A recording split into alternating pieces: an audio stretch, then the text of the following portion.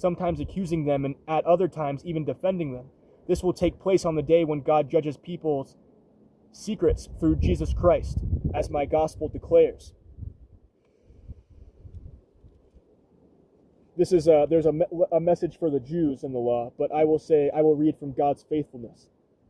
God's faithfulness. What advantage then is there in being a Jew? Or what value is there in circumcision? Much in every way. First of all, the Jews have been entrusted with the words of God. What if some were unfaithful? Were there unfaithfulness?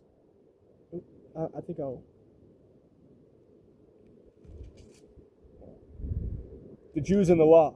Now you, if you call yourself a Jew, if you rely on the law and boast in God, if you know his will and approve of what is superior because you are instructed by the law, if you are convinced that you are a guide for the blind, a light for those who are in the dark, an instructor of the foolish, a teacher of little children, because you have in the law the embodiment of knowledge and truth. You then who teach others, do you not teach yourself? You who preach against stealing, do you steal? You who say that people should not commit adultery, do you commit adultery? You who abhor idols, do you rob temples?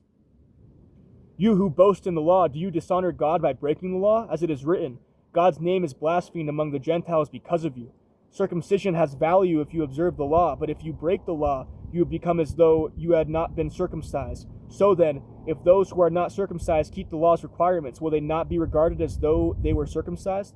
The one who is not circumcised physically and yet obeys the law will condemn you who, even though you have the written code and circumcision, are a lawbreaker. A person is not a Jew who is one only outwardly, nor is circumcision merely outward and physical. No, a person is a Jew who is one inwardly, and circumcision is circumcision of the heart, by the Spirit, not by the written code. Such a person's praise is not from other people, but from God. God's faithfulness. What advantage, then, is there in being a Jew, or what value is there in circumcision? Much in every way. First of all the Jews have been entrusted with the very words of God. What if some were unfaithful? Would their unfaithfulness just nullify God's faithfulness? Not at all. Let God be true, and every human being be a liar, as it is written, so that you may be proved right when you speak and prevail when you judge. But if our unrighteousness brings out God's righteousness more clear, what shall we say? That God is unjust in bringing his wrath on us? I am using a human argument. Certainly not. If that were so, how could God judge the world?